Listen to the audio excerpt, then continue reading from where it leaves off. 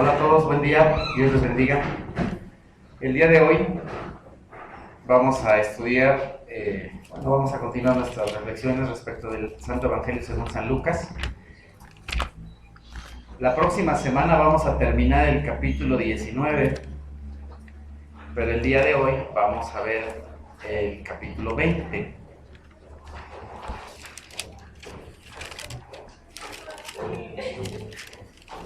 Así es que les voy a pedir de favor que abran sus mentes y sus corazones, ya que hicimos una oración por este tiempo, a la palabra de Dios. Y le voy a pedir a mi hermano Alex que comencemos con estos primeros 7 versículos de Lucas capítulo 20. Un día, mientras Jesús enseñaba al pueblo en el templo y les predicaba el Evangelio, se le acercaron los jefes de los sacerdotes y los maestros de la ley, junto con los ancianos. Dinos con qué autoridad haces esto, lo interrogaron. ¿Quién te dio esa autoridad? Yo también voy a hacerles una pregunta a ustedes, replicó él. Díganme, ¿el bautismo de Juan procedía del cielo o de la tierra? De los hombres. Ellos pues lo discutieron entre sí. Si respondemos del cielo, nos dirá, ¿por qué no le creyeron? Pero si decimos de la tierra, todo el pueblo les apedreará, porque están convencidos de que Juan era un profeta. Así que le respondieron, no sabemos de dónde era. Al final del capítulo 19, que eso se va a ver la próxima semana, entra Jesús finalmente a Jerusalén. Y el día de hoy vamos a ver algunas cosas que pasaron una vez que Jesús ya está dentro de Jerusalén. Estos pasajes, estas historias nos las narra Lucas, Mateo y Marcos. Vamos a estar principalmente en Lucas, pero también vamos a apoyarnos un poco del Santo Evangelio según San Mateo.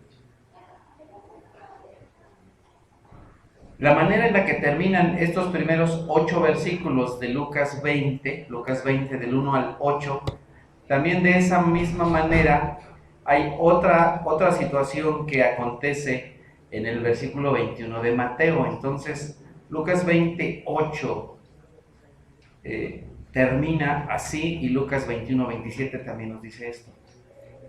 Pues yo tampoco les voy a decir con qué autoridad hago esto. No lo sabemos, pues yo tampoco les voy a decir con qué autoridad hago esto.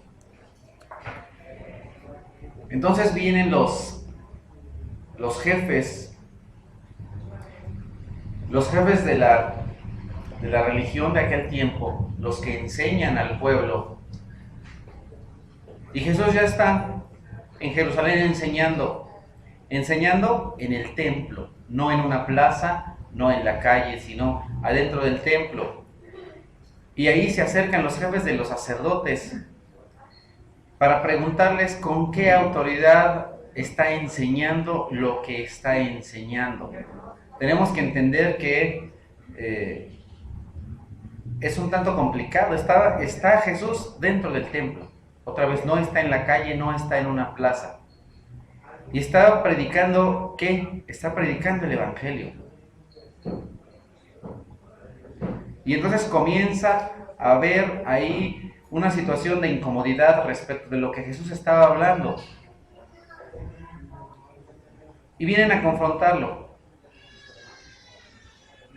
En aquel tiempo, por todo la influencia griega, una de las maneras de contestar a veces cuando se pretendía entablar una comunicación, una conversación, una discusión no en el sentido de pelea, sino una discusión en el sentido de plática, era responder a una pregunta con otra pregunta y tratar de ver si la otra persona podía o no responder a esto. Sócrates hacía eso, es un estilo de responder. Sé que al día de hoy a veces no llega a ser tan bien visto que cuando nos hacen una pregunta respondamos con una pregunta. En aquel tiempo, en el auge griego, recordemos que los griegos estaban con una influencia aún más preponderante que al día de hoy. Eso era aceptable, sobre todo entre gente filósofa, entre gente estudiosa, entre estudiosos. Entonces vienen a Jesús con una pregunta ¿Quién te da la autoridad? ¿Por qué tú vienes aquí a enseñar estas cosas en el templo? Jesús, ¿por qué? Y la respuesta de Jesús es bien interesante. ¿El bautismo de Juan es del cielo o de la tierra? ¿Es del cielo o de los hombres? ¿Por qué recurrir a Juan? En Isaías, en el libro del profeta Isaías, Dios mandó a través de Isaías a decir que una voz clamaría en el desierto, anunciando la venida de Jesús. Bueno, no dice Jesús, pero la venida del Señor. Dice, voz que clama en los desiertos, endereza los montes, allana los valles, que todo sea aplanado, que todo sea puesto en claro, que todo sea puesto en evidencia, preparando la venida del Señor. ¿Y qué es lo que gritaba Juan? Arrepiéntanse, arrepiéntanse de la manera en la que están viviendo, arrepiéntanse de su forma de vivir, arrepiéntanse de estar engañando a la gente, de robar, de sobornar, de extorsionar, etc. Arrepiéntanse.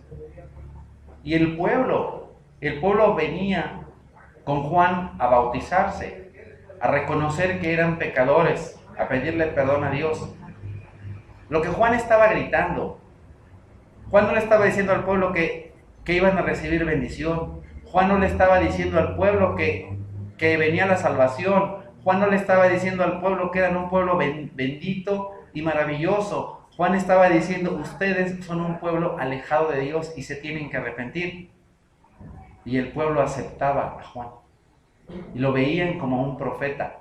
Ellos conocían las profecías de Isaías y el pueblo aceptaba a Juan como un profeta. Pero ¿qué es lo que sucede con estos líderes religiosos? Hacen su team back, ¿no? Hacen ahí su grupito y empiezan a platicar, bueno, ¿qué le decimos? ¿Qué le decimos? Si le decimos que del cielo, nos va a decir por qué no le creyeron. Para este tiempo que Juan ya había sido asesinado por Herodes. Si le decimos que del cielo, entonces ¿por qué no le creyeron? Pero ¿quiénes? No el pueblo, los líderes. El pueblo sí le creía a Juan, los líderes religiosos no. Pero si le decimos de la tierra, todo el pueblo se nos vendrá encima y nos apedreará, porque ellos están convencidos de que Juan era un profeta. El pueblo de Israel estaba convencido de que Juan era un profeta. Y el pueblo de Israel tenía más fe en las palabras de Juan que en las de los propios líderes religiosos, de tal manera que ellos sabían que si hablaban mal de Juan, a ellos los iban a matar. Qué cosa tan tremenda. Entonces el ministerio de Juan el Bautista fue un ministerio fuerte y poderoso. Fue un ministerio que llegaba a las personas, que les decía, arrepiéntanse porque el reino de los cielos se ha acercado. Y ellos estaban en espera de que se acercara ese reino. Y entonces finalmente, ¿cuál es la respuesta de ellos? No sabemos. No podemos decir que era del cielo, ni tampoco podemos decir que era de la tierra. Mejor les decimos que no sabemos. Y entonces la respuesta de Jesús es, pues yo tampoco les voy a decir. Si ustedes no me pueden responder, entonces yo tampoco les voy a responder. Yo tampoco les voy a responder con qué autoridad lo hago. Nosotros vamos a notar algo adicional que encontramos en el Evangelio según Mateo. Por eso tomé aquí de Mateo 21 del 27 en adelante. Porque aquí hay una parte que nos agrega Mateo que no nos platica Lucas. Y ahora sí, Mateo 21, del 28 en adelante. ¿Qué les parece? Continuó Jesús. Había un hombre que tenía 2 hijos. Se dirigió al primero y le pidió, hijo, ve a trabajar hoy en el viñedo. No quiero, contestó, pero después se arrepintió y fue. Luego el padre se dirigió al otro hijo y le pidió lo mismo. Este contestó, sí, señor, pero no fue. ¿Cuál de los 2 hizo lo que su padre quería? El primero, contestaron ellos. Jesús les dijo, les aseguro que los recaudadores de impuestos y las prostitutas van delante de ustedes hacia el reino de Dios. porque Juan fue enviado a ustedes a enseñarles el camino de la justicia, y no le creyeron. Pero los recaudadores de impuestos y las prostitutas sí le creyeron. E incluso después de ver esto, ustedes no se arrepintieron para creerle. Es interesante. Jesús les pregunta en Lucas, ¿de dónde venía la autoridad? ¿De dónde venía el ministerio de Juan el Bautista? ¿Del cielo o de la tierra? ¿Fue un invento de hombre blanco o era mandato de Dios? No sabemos. No sabemos. Entonces aquí Jesús, en el Santo Evangelio según Mateo, les dice la respuesta. La respuesta es, por supuesto que Juan y las enseñanzas de Juan venían del cielo. Les da una parábola muy interesante en la cual Jesús habla de dos hijos, de dos hombres. A los dos se les pide cumplir con un mandamiento de ir a trabajar para la viña de su Señor, en este caso de su Padre.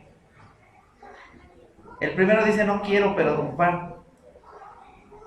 Y el segundo, que supuestamente sí lo va a hacer, termina sin hacer lo que el Señor, el Padre, les manda.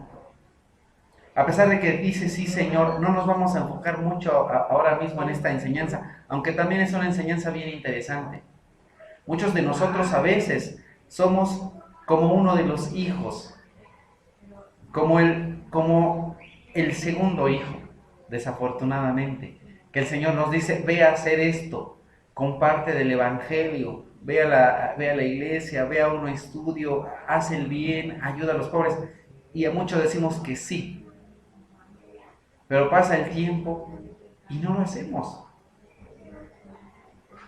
Algunos de nosotros tal vez en el momento que abrimos la escritura o venimos a una plática o a un sermón o a una predicación, a veces algo que nos incomoda, decimos, no, como que yo no quiero hacer eso. Pero el Espíritu de Dios se mueve dentro de nosotros y finalmente terminamos haciéndolo. Y entonces, ¿cuál de los dos hace la voluntad de Dios? Perdón, del Padre, en el caso de la parábola, y en el caso nuestro, ¿cuál de nosotros hace la voluntad de Dios? El que hace las cosas que se le mandan, independientemente de que si quiere o no. Tenemos que entender que mucho en la vida cristiana tiene que ver más con decisiones y con acciones que con sentimientos. Algunas veces se piensa que la vida cristiana es una cuestión de sentimientos, de emociones, de sentir bonito y decir a todo que sí, ay, sí quiero, ay, qué bonito, qué hermoso, ay, mira, qué maravilloso. Pero si después de eso no se convierte en una vida en la cual hacemos lo que Dios manda, entonces eso sirve de poco o en realidad de nada. Se vuelve, como dice en otra parte Pablo, como címbalo que retiñe. Algo que hace mucho ruido, que aparentemente se ve bien, pero que en realidad está hueco. No hay nada. Y entonces es interesante cómo los líderes religiosos entienden, pero no aceptan, entienden, pero no hacen.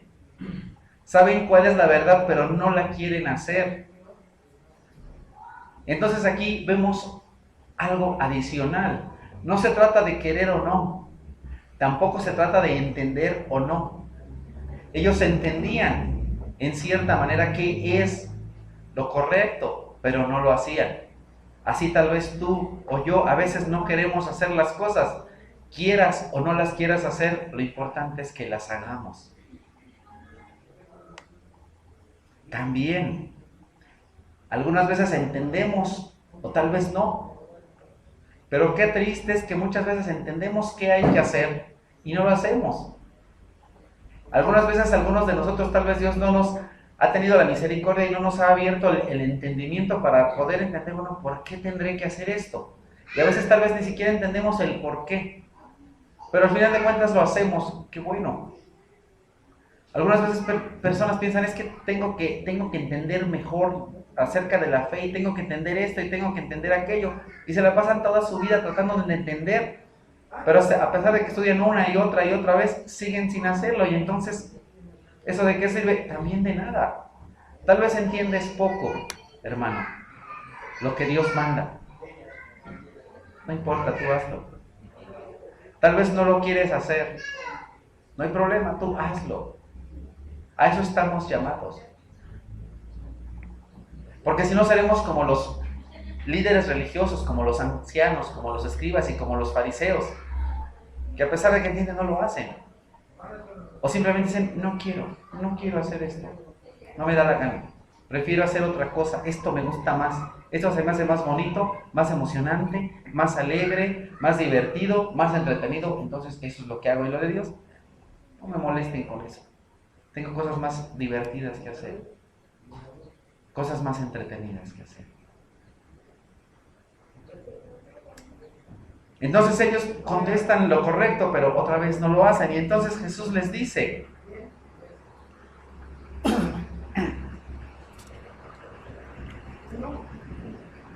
¿qué les parece? Continuó Jesús. Había un hombre que tenía 2 hijos. Desde Jesús les dijo, a la mitad. Versículo 31 y medio. ¿Cuál de los 2 hizo lo que su padre quería?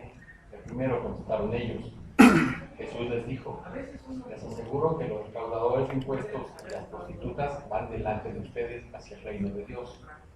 Porque Juan fue enviado a ustedes a enseñarles el camino de la justicia y no le creyeron. Pero los recaudadores de impuestos y las prostitutas sí le creyeron. E incluso después de ver esto, ustedes no se arrepintieron para creerle. Les comentaba hace poco, y este es el pasaje en el cual se nos dice claramente. Hace una semana y hace 2 semanas estuvimos comentando respecto de un hombre recaudador de impuestos. ¿Se acuerdan de su nombre? Zaqueo, puro, ¿no? Resulta que Zaqueo era un recaudador de impuestos y en aquel tiempo la peor profesión que podía tener una persona era o ser recaudador de impuestos o ser una prostituta. No había cosa peor en aquel tiempo. Tal vez ahora, no sé los de Hacienda, ¿no? Pero prostituta sigue siendo algo terrible. A lo mejor los cobradores, ¿no? Los que te llaman para decirte que ya pagues la tarjeta de crédito, pues yo creo que ellos y las prostitutas tal vez para nosotros serían similares, ¿no? Los que trabajan en los call centers, para que no haya alguien aquí, pero llegan a ser gente no deseable, ¿verdad? Y entonces, ¿pero quiénes están platicando con Jesús? Los maestros de la ley, los líderes religiosos. Y entonces qué terrible que a un sacerdote, que a un líder religioso, que a un maestro de las escrituras se le diga, pues un traidor de la patria y una prostituta son mejores que tú.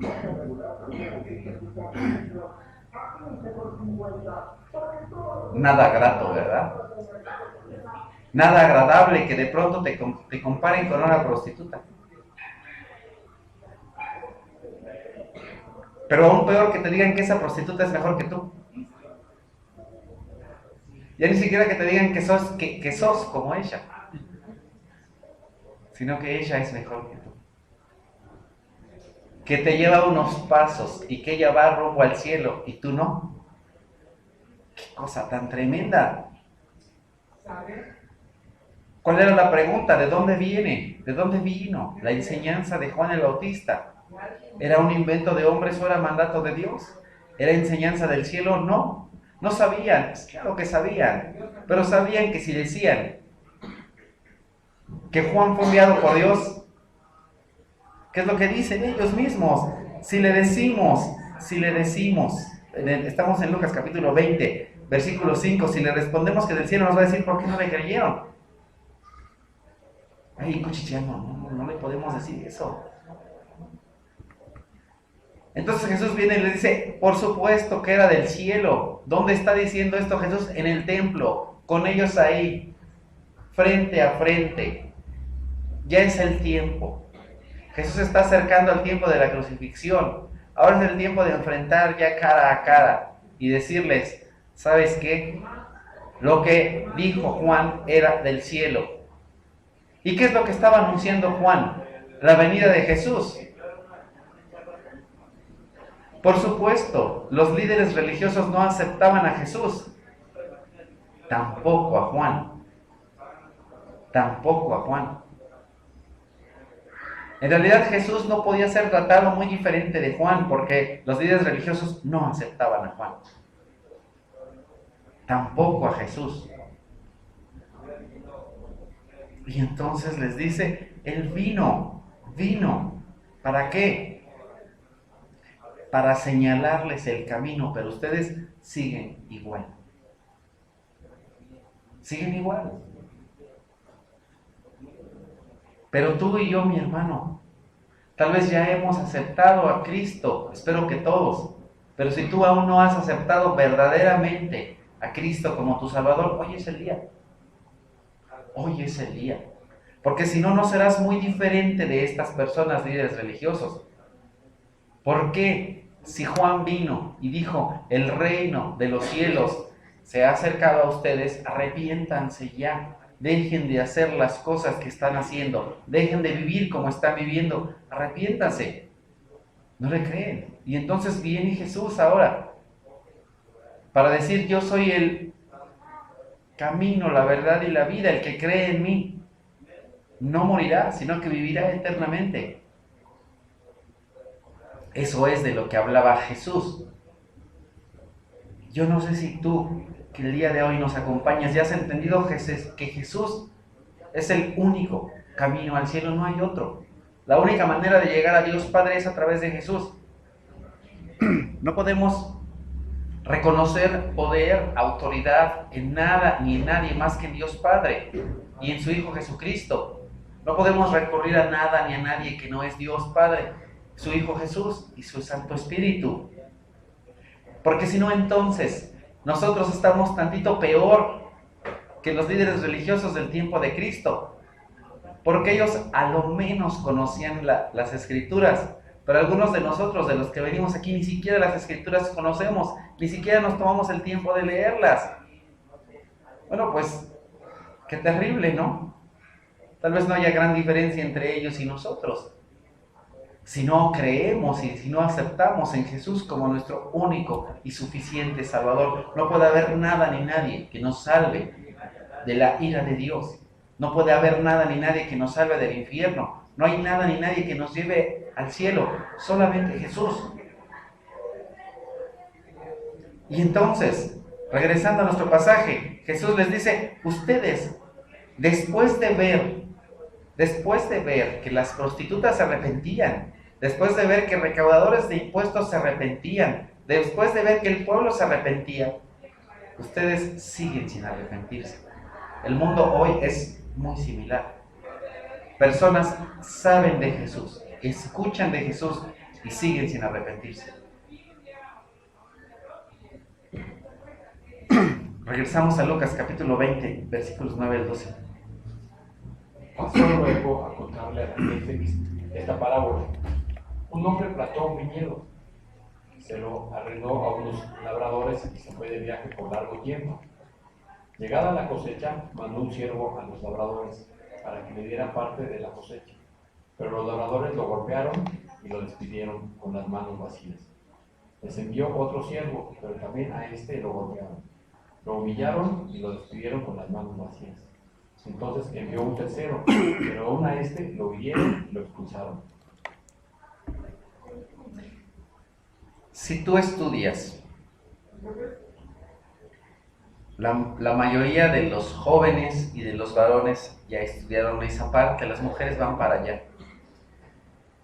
Cuando tú estudies el libro de los Reyes, primero y segundo, Crónicas, primero y segundo, cuando tú estudias Isaías, Jeremías, Ezequiel, te vas a encontrar exactamente con esto que está diciendo aquí Jesús. El Señor de la viña, Dios Todopoderoso, plantó una viña. Dios escogió a un pueblo para que ese pueblo estuviera en una tierra fértil, tierra donde abunda la leche y la miel, tierra donde no hay necesidad de nada.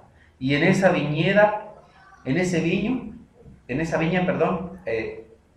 que hay abundancia. Las personas podían vivir en paz y tranquilidad.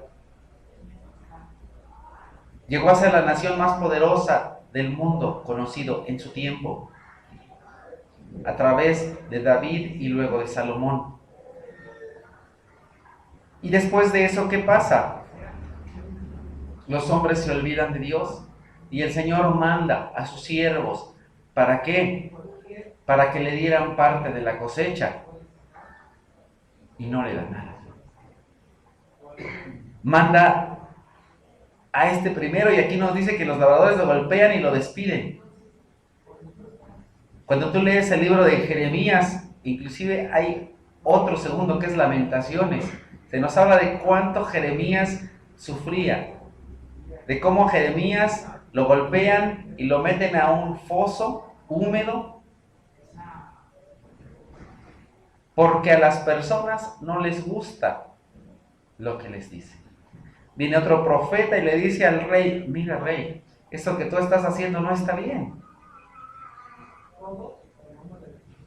Después se juntan el rey de Israel y el rey de Judá y van a luchar contra otras naciones de su alrededor, contra 5 reyes, y dicen: oye, pero vamos a consultar a los profetas. Aquí también hay profeta en Judá. Y dice: no lo llames, porque siempre que llaman me dice que me va a ir mal. Van y lo llaman. Le dice: sí, te va a ir bien. Y dice: ya ves, no te digo. Porque obviamente cuando le dice que le va a ir, le dice: este cuate me está tomando el pelo, a ver, dime la verdad. Te van a derrotar, ¿qué quieres que te diga? Tú y el pueblo de Israel están pecando, ¿cómo quieren que les vaya bien? Te lo dije, venía nada más para decirme que me va a ir mal. Y a los profetas no los quiere. Y entonces continúa diciendo: les envía otro siervo, pero también a este lo golpean, lo humillan y lo despiden con las manos vacías. Y envían a un tercero. Y aquí Jesucristo está haciendo un resumen de lo que ha pasado con todos los profetas. Con todos los profetas. Desde Isaías hasta Malaquías. No les gusta.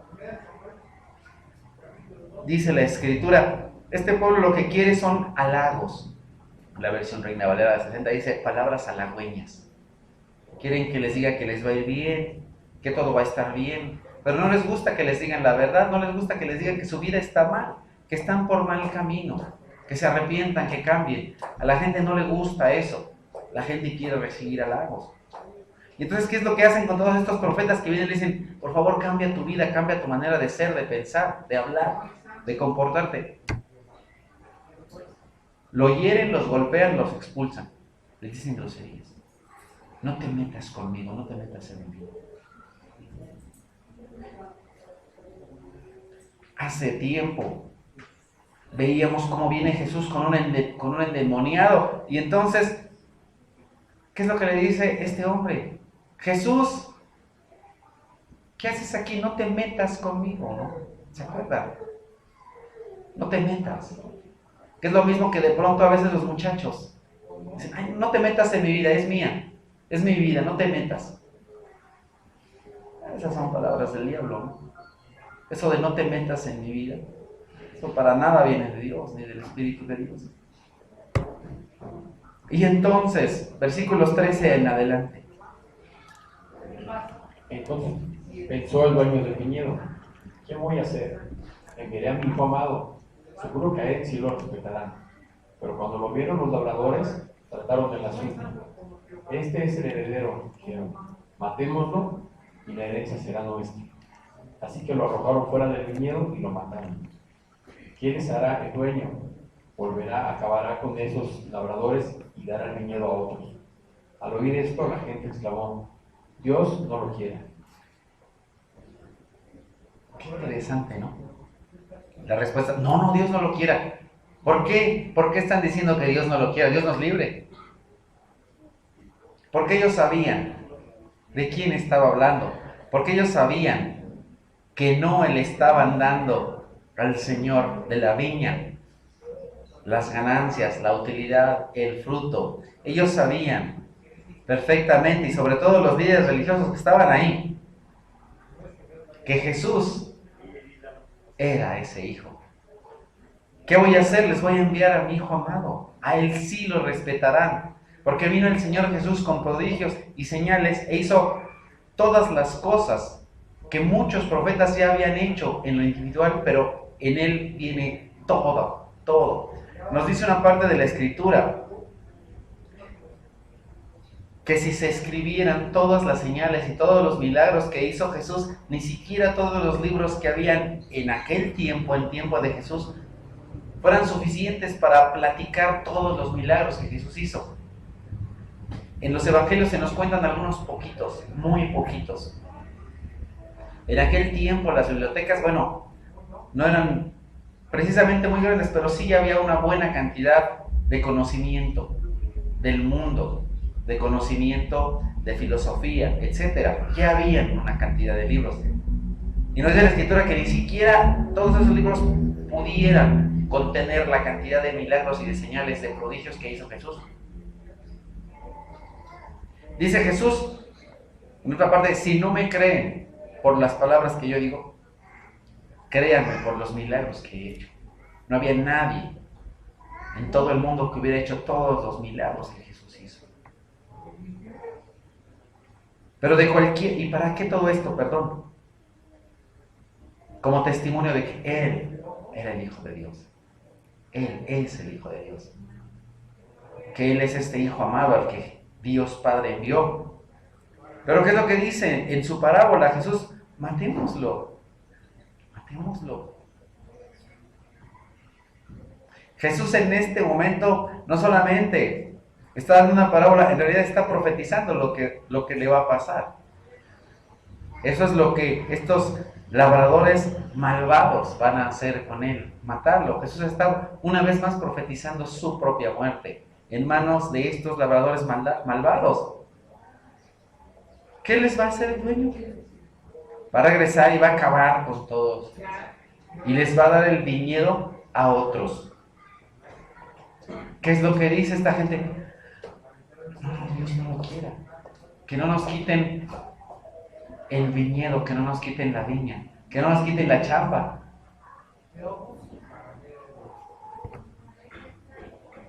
Pero ¿cuál es la respuesta de Jesús? Versículos 17 al 19. Mirándolos fijamente, Jesús les dijo: entonces, ¿qué significa esto que está escrito? La piedra que desecharon los constructores ha llegado a ser la piedra angular. Todo el que caiga sobre esa piedra quedará despedazado, y si ella cae sobre alguien, lo hará polvo. Los maestros de la ley y los jefes de los sacerdotes, cayendo en cuenta que la parábola iba dirigida contra ellos, buscaron la manera de echarle mano en aquel mismo momento, pero temían al pueblo. Eran maestros de la ley. Ellos conocían perfectamente el Salmo 118. Esto es lo que dice el Salmo 118, los versículos 22 al 24. La piedra que desecharon los constructores ha llegado a ser la piedra angular. Y esto ha sido obra del Señor y nos deja maravillados. Este es el día en que el Señor actuó. Regocijémonos y alegrémonos en él. Salmo 118, versículos 22, 23 y 24. Eso también lo describe Mateo en el capítulo 21, versículos 37 al 41. Por último, les mandó a su propio hijo, pensando: a mi hijo sí lo respetarán. Pero cuando los labradores vieron al hijo, se dijeron unos a otros: este es el heredero, matémoslo, para quedarnos con su herencia. Así que le echaron mano, lo arrojaron fuera del viñedo y lo mataron.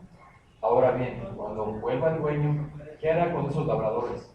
Hará que esos malvados tengan un fin miserable, respondieron, y arrendará el viñedo a otros labradores que le den lo que le corresponde cuando llegue el tiempo de la cosecha. Les dijo Jesús: ¿no han leído nunca en las Escrituras? La piedra que desecharon los constructores ha llegado a ser la piedra angular. Esto es obra del Señor y nos deja maravillados. Por eso les digo, el reino de Dios se les quitará a ustedes y se le entregará a un pueblo que produzca los frutos del reino. El que caiga sobre esta piedra quedará despedazado, y si ella cae sobre alguien, lo hará polvo. Cuando los jefes de los sacerdotes y los fariseos oyeron las parábolas de Jesús, se dieron cuenta de que hablaba de ellos. Buscaban la manera de arrestarlo, pero temían a la gente porque ésta lo consideraba un profeta. Qué tremendo, ¿no? Entonces, encontramos en Lucas, voy a ir rescatando algunas pequeñas porciones, ya que leímos los dos evangelios. Lucas 20:17 dice que Jesús los miró fijamente. Otra vez llegaba ya el momento de confrontarlos y ya no era la parábola, a ver si le cachas. Ya Jesús ahora sí mira fijamente a los líderes religiosos y les dice, ¿qué significa esto? De que la piedra que desecharon los constructores ha sido la piedra angular. Es el cimiento. La piedra angular es el cimiento. Es el cimiento de todo. Todo está puesto encima de él. Esos constructores, ¿quiénes son? Ellos. Ellos desecharon a una piedra. Esa piedra es Jesús. Esa profecía que se nos dice en el Salmo 118 ahora se vuelve realidad. Es el cimiento, es la piedra principal, es la piedra que sostiene todo. ¿Y esto quién lo hace? El Señor mismo. El Señor mismo es el que pone la piedra, es el que pone el cimiento, es el que pone el camino, es el que pone la verdad, es el que pone la vida, es Él mismo. La piedra angular, el cimiento, es Dios mismo, es Jesucristo, es Dios en la persona de Jesucristo. Esa obra del Señor deja a todo mundo maravillados, excepto a quienes, a los constructores, a los que desechan la piedra.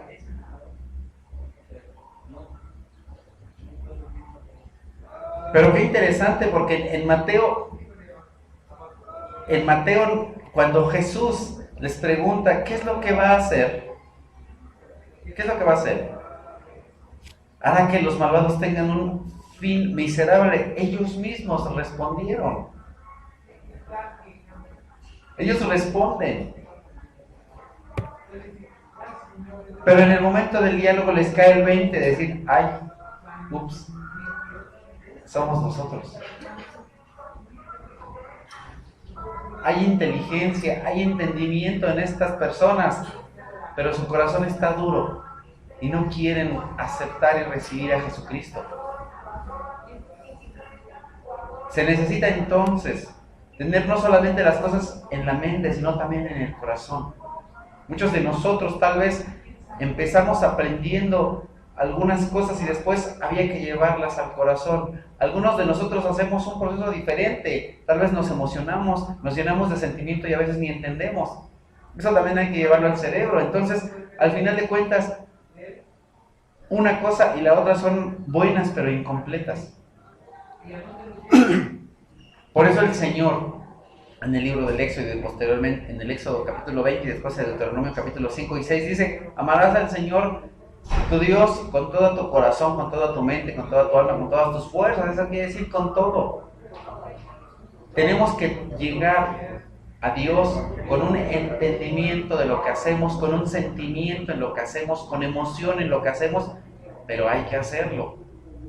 Todo está ligado, todo está relacionado y debe estar, porque si no es así, entonces es bueno pero incompleto.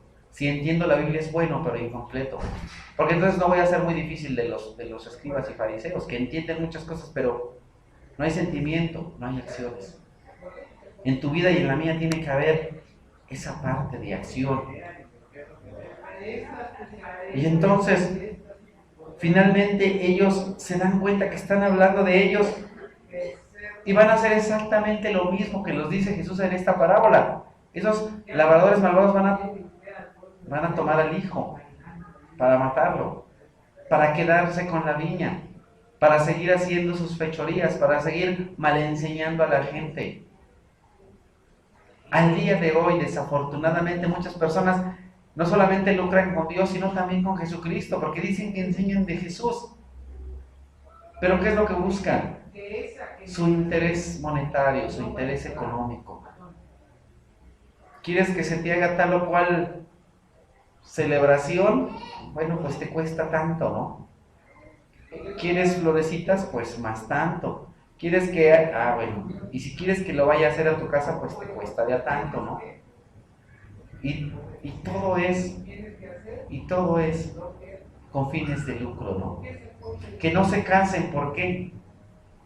Porque entonces ahora en vez de mantener a uno, tenemos que mantener a 5 o a 6 o a lo menos a 12. Entonces no, porque nos sale más caro mantener a 2 que a uno, mejor a uno, ¿no?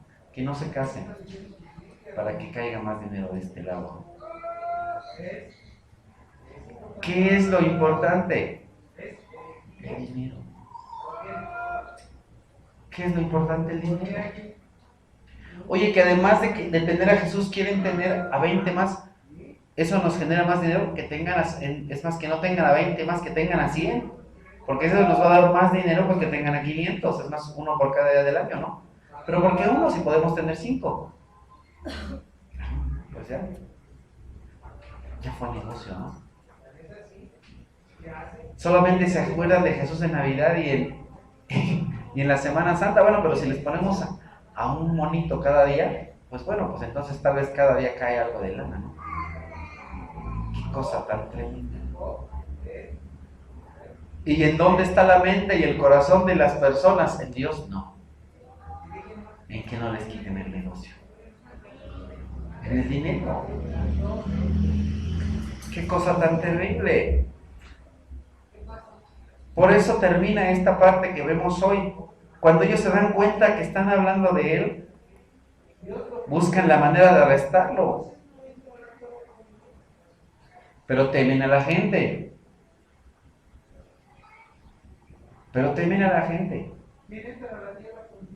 ¿Por qué en ese lugar tan contaminado en el que está Jesús más 1000? ¿Por qué no quitan a Jesús si ya tienen a 1000? Porque la gente de alguna manera todavía cree en Jesús.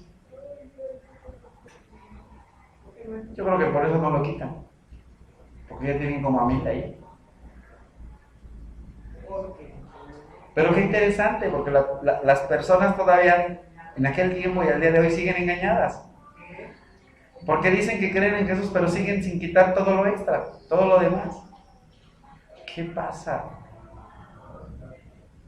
Quieren quedar al mismo tiempo bien con Dios y con el diablo. Eso no se puede, pero lo tratan de hacer. Qué cosa tan terrible. Versículo 43 dice: por eso les digo que el reino de Dios se les quitará a ustedes, se les entregará a otros. A otros. Que produzcan los frutos del reino. Tú y yo no somos escribas, no somos fariseos. Pero sí nos podemos hacer esta pregunta. ¿Estamos produciendo los frutos del reino? Bueno, a ti ya se te ha dado la salvación, se te ha dado la vida. ¿Estás produciendo los frutos del reino? ¿O no? La semana pasada hablábamos respecto de esto, de las minas. Más adelante vamos a volver a hablar también respecto de esto, pero ¿qué estamos haciendo con eso que se nos ha dado? ¿Estamos dando fruto? ¿Estamos produciendo? ¿O no? No podemos, tenemos que tener cuidado, no podemos desechar a Jesús de nuestras vidas. Porque ve lo que dice el Salmo 118 y ve lo que dice aquí Jesús. Si tú desechas esa piedra, ten cuidado. Porque si esa piedra, si tú caes sobre esa piedra, te vas a romper. Pero cuidado, porque si esa piedra cae sobre ti, te va a hacer polvo. Polvo. Qué tremendo, ¿no? No te metas con Dios. No te metas con Jesucristo. Jesucristo, no me molestes. ¡Pum! Polvo. Jesús, no te metas en mi vida. Al que le caiga Jesús encima, lo va a hacer polvo.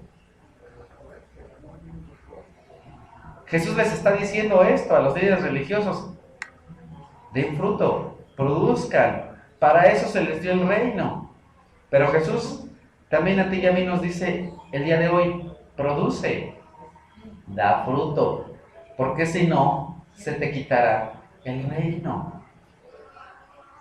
La parábola que veíamos la semana pasada, de aquel al que dijo: Señor, mira, de lo que tú me diste, de estos 60,000 pesos que tú me diste, 6 por 5, 30, aquí tienes 300,000 pesos de los 60,000 que tú me diste, para ti, para tu reino. Y luego dice: de los 60,000 que tú me diste, aquí tienes 600,000. Y al que, y de los 60,000 pesos, pues aquí tienes tus 60. Quítenle los 60 y dénselo al que dio 600,000, porque al que tiene, aún lo que piensa tener se le quitará. Entonces, ¿qué hay que hacer? No ser como estos labradores, ni tampoco como los otros de la parábola anterior, inútiles, que no hicieron nada con el reino que se les dio. El reino ya ha sido dado a ti y a mí. Tenemos que dar frutos. Vamos a orar. Amado Padre, Señor Todopoderoso, Dios nuestro, por favor te suplicamos que tengas misericordia de nosotros y que nos ayudes para no desechar la piedra, para no desechar a Jesucristo, que es el cimiento. Señor, ten misericordia de nosotros, porque no queremos alejarnos de ti, no queremos desviarnos de ti. Por favor, que tu Santísimo Espíritu nos guíe cada día y que no seamos como aquellos hombres que fueron ciegos ante las profecías de Juan, ante la guía de Juan el Bautista. Ayúdanos, Señor, porque muchas veces no damos el fruto que tú quieres. Porque muchas veces, aunque decimos que sí entendemos, a veces somos como ese hijo que a todo te dice que sí, pero no hace nada. Señor, por favor, ayúdanos a superar nuestro desgano, nuestro desánimo. Ayúdanos, por favor, Señor, a superar esa falta de decisión, para que decidamos cada día hacer lo que tú nos mandas, hacer tu voluntad, hacerlo agradable a ti, Señor. Ayúdanos, por favor, a ser de esos siervos fieles, que podamos presentarnos delante de ti con gozo, que nos alegre y que nos regocije desde el día de hoy saber que te tenemos a ti como único y suficiente Salvador.